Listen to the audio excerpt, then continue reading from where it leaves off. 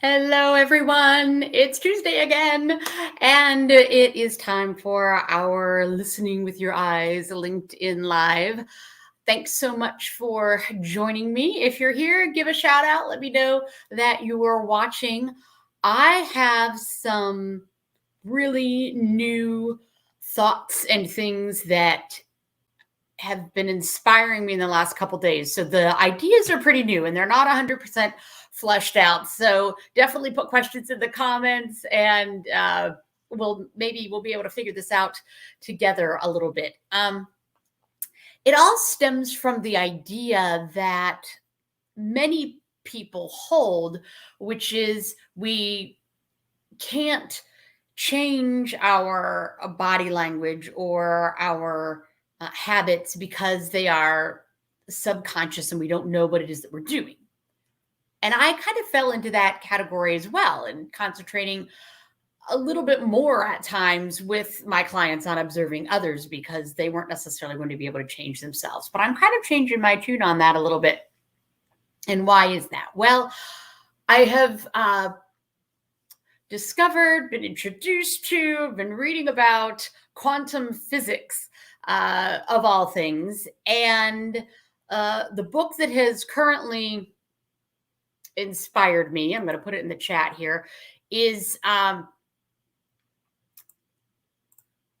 The Spontaneous Healing of Belief by Gregg Braden. It's this one right here. Now, granted, I did get it from the library, so you can't really see the cover very well because it's got all this extra stuff on there. But in this book, they talk about a study that was done over 100 years ago, but then they redid the study in 1998. And it is a quantum theory demonstrated observation affects reality was the title of this study. And what it showed was that photons are influenced just by being watched.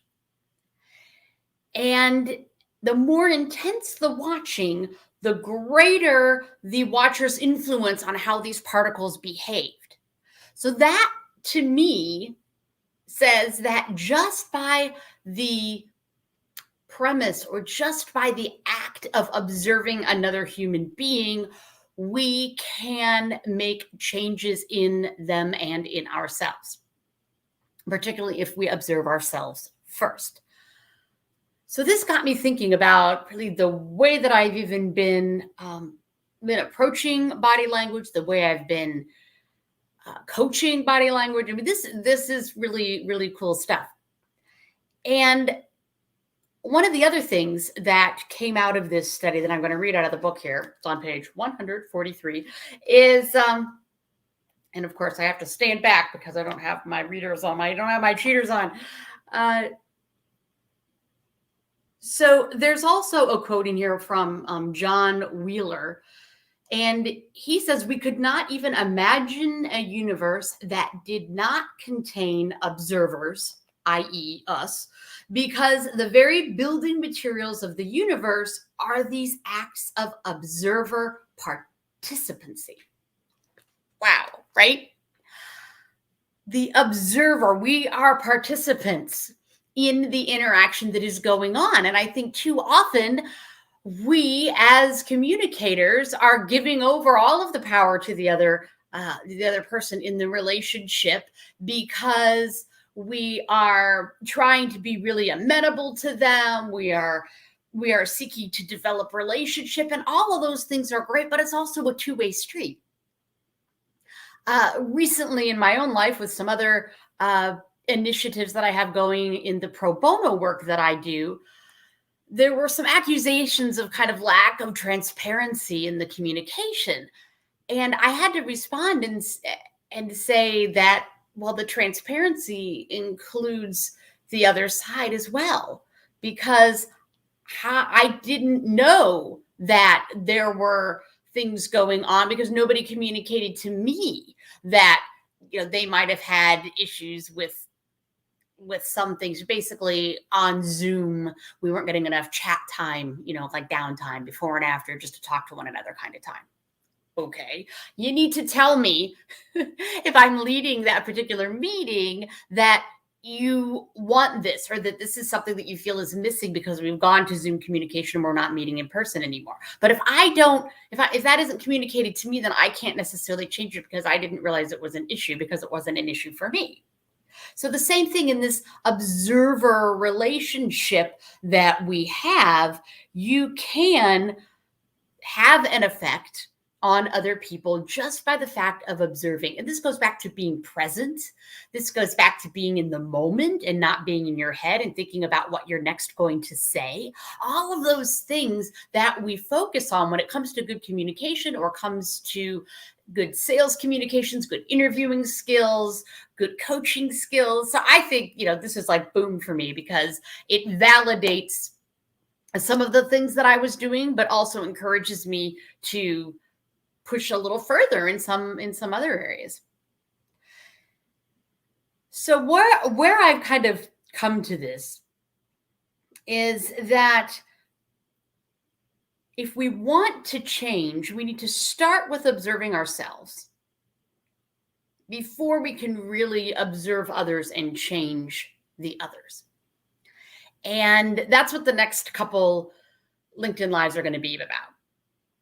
Next week, we're going to be talking about observing ourselves, and then we're going to be talking about observing others and how to best go about this, how to practice it, all of those things. I've kind of touched on it in different LinkedIn Lives and on different YouTube videos, but I really think it takes a concentrated, we're going to take our concentrated 15 or 20 minutes next week and really talk about observing ourselves. And then we're going to talk about the next week, take some 20 minutes to really talk about observing others. And then I'm going to share with you a fantastic conversation that I had yesterday with Dr. J, the happiness doctor, Dr. J Kumar, that I've been talking about. He's in California, so he's not going to come on LinkedIn Live at 6 a.m. We recorded our conversation, and I'm going to go through and edit it and bring it to you when we're done with this little observation talk, because I think that's going to really be the capper. How to create a more collaborative environment via virtual communication, and how we can help to create this tribe feeling that we really need for our happiness brain. So I'm super excited about the month of October. It's going to be fantastic. It's going to be hopefully life-changing in many ways. Let me go back to just my normal here for a second. Can I? There we go. So where are we? Belief. Which is the crux of a lot of this quantum theory, is about the power of our beliefs and the power of those beliefs then to change our own lives and change the lives of others. And it starts from that observation piece. Do you have belief? Do you believe in yourself? This is some of the stuff that we're going to be going into, because you're not going to be able to really change your communication or change your communication style, change your body language, unless there is that belief going on in you and seeing yourself out on that stage, envisioning yourself making that big sale. I know a lot of people talk about it, but I'm really interested in linking that body language piece to that belief. It doesn't just have to live up here. It can actually live in our bodies. It can live in the presence that we bring. So those are some exciting things. So we talked about you need to change yourself, or observe yourself, really. Observe yourself before you can really observe others. And that's what we're going to focus on next week. And here's why I want you to come in next week. Because when you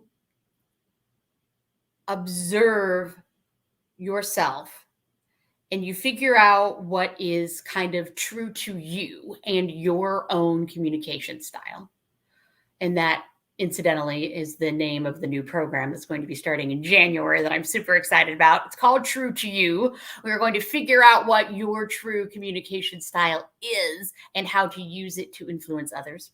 But once you figure out your true to you, then you can start to observe others and have the force of that observation, of that being present, of hearing them, of really taking in their communication and their concerns. And then the relationship changes, the communication dynamic changes. And it doesn't take that much longer than any other training or coaching or masterminding or anything else that you've done. It's not that it's going to be this really long, drawn out process. It's just once we have these keys in place, everything is going to take off.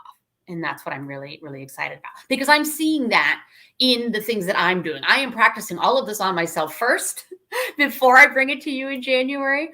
And the self-observation has been huge lately.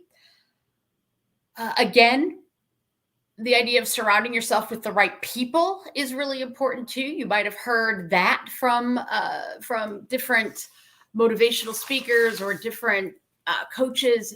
Make sure that you surround yourself with the right people. I've heard that from a lot of sales coaches or sort of millionaire coaches. If you surround yourself with people that aren't making $1 million, you're never going to be able to make $1 million. Those kinds of things. Well, I realized lately, again, in that same like pro bono experience that I was having, got caught up in a whole bunch of stuff that I didn't even know was happening behind the scenes. Well, I realized that because some of the people in that group that we were all talking in, some of them were reacting in a way that I was being drawn in. And I was starting to react in more of a knee-jerk reaction than I should have. I should have taken the breath and observed myself and the reaction I was having, and then observed what was going on with the other people in that Zoom world. If I would have really done that instead of letting my brain get in the way first, I would have been better able to communicate, and things would have been better all the way around. It has since been fixed, but in the moment, I should have behaved differently. And that's on me. That's something that I own, right?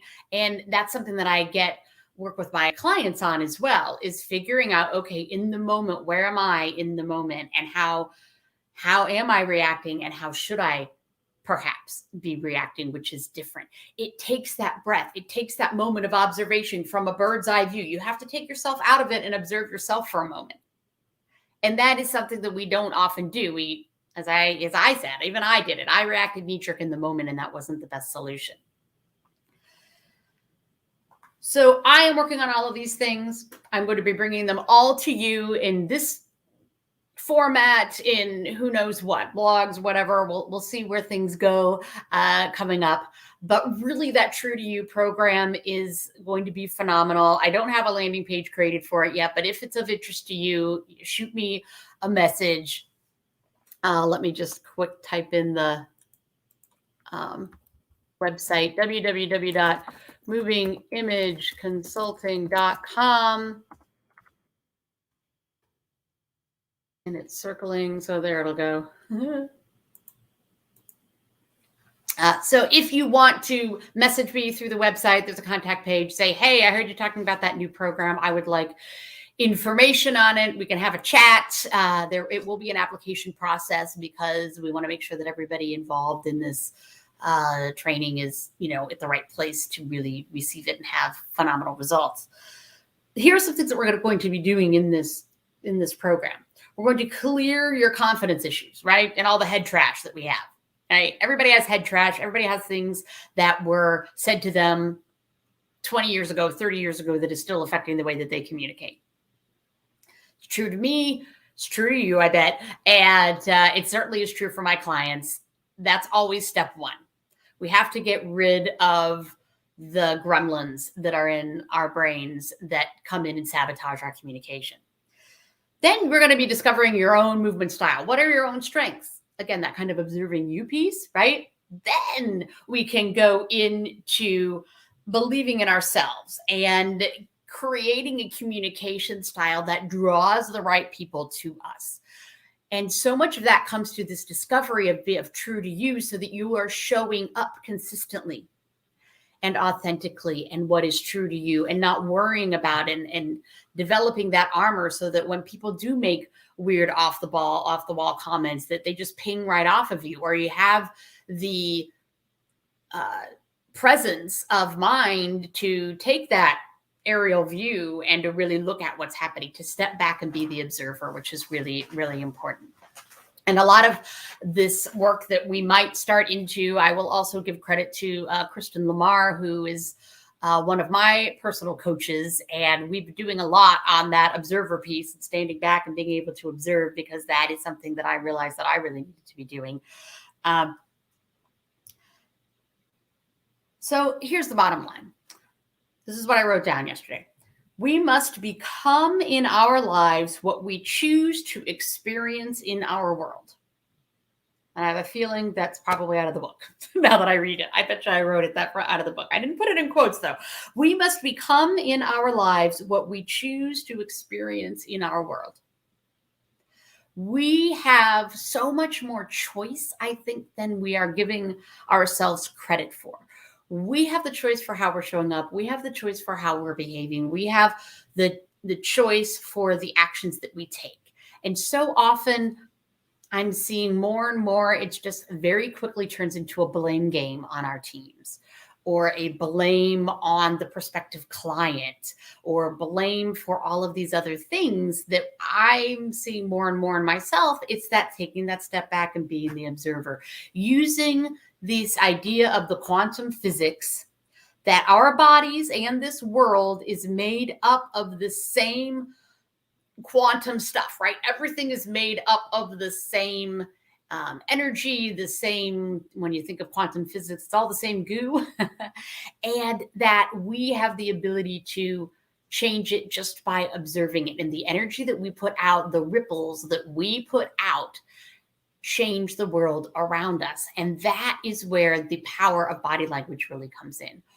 Once we believe in ourselves, then we have more influence over others. We have more, our body language has more influence. And so one of the things that, where did I write that down? Once you have this belief system, then it comes into that you can model the behavior and watch the influence that you have.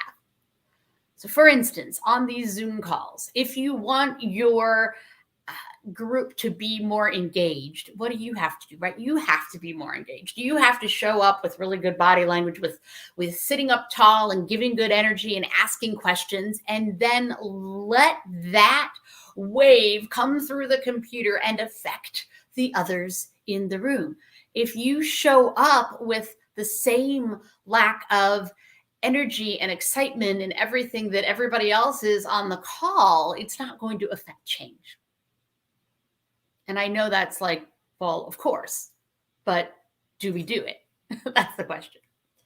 Similarly, if you want to, I thought I had written a different one down too.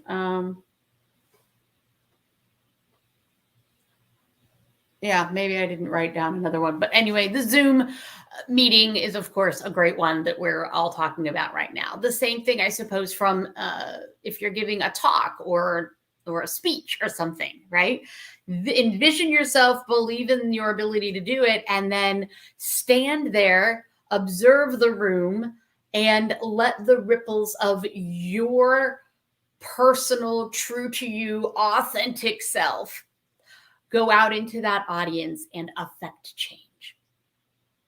All right, that's it. It's 8:20. I know this is a lot, and I probably wasn't as clear as I could have been with explaining it, because it's also new to me, but I will keep working on myself and observing myself and my own biases and all of those things, and will continue to bring this information to you. Send me questions, maybe things in this, now that we've laid out what October is going to look like. What questions might you have that you want me to answer?